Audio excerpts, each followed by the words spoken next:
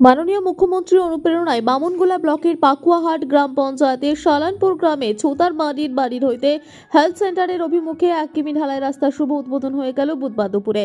আদিবাসী উন্নয়ন দপ্তরের তরফ থেকে প্রায় 1 কিলোমিটার রাস্তার শুভ শিলান্যাস করা হলো। বহুদিন ধরে এই রাস্তা বেহাল অবস্থা ছিল। অবশেষে মুখ্যমন্ত্রী মমতা বন্দ্যোপাধ্যায়ের অনুপ্রেরণায় রাস্তার শুভ শিলান্যাস হলো বুধবার দুপুরে। আদিবাসী উন্নয়ন দপ্তরের তহবিল থেকে প্রায় 46 লক্ষ টাকার ব্যয়ে রাস্তার ফিতে কেটে নারকেল ফাটিয়ে বাজনা বাজিয়ে রাস্তার শিলান্যাস করা হয়।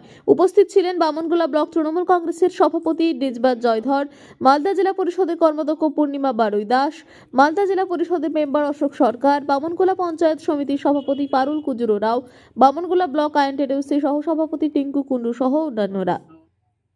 বামনগোলা ব্লকে আমাদের পাকুয়াহাট জিপিতে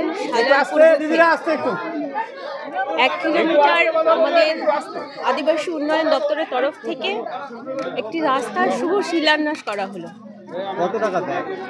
এটা আনুমানিক 46 লক্ষ টাকা ব্যয়ে এই রাস্তাটি শুভ শিলান্যাস। কোথা থেকে কোথায় হবে?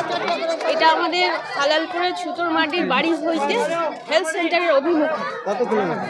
আনুমানিক 1 কিলোমিটারের উপরে আছে। কোন দপ্তর থেকে হচ্ছে? এটা BCW দপ্তর থেকে, আদিবাসী উন্নয়ন দপ্তর থেকে।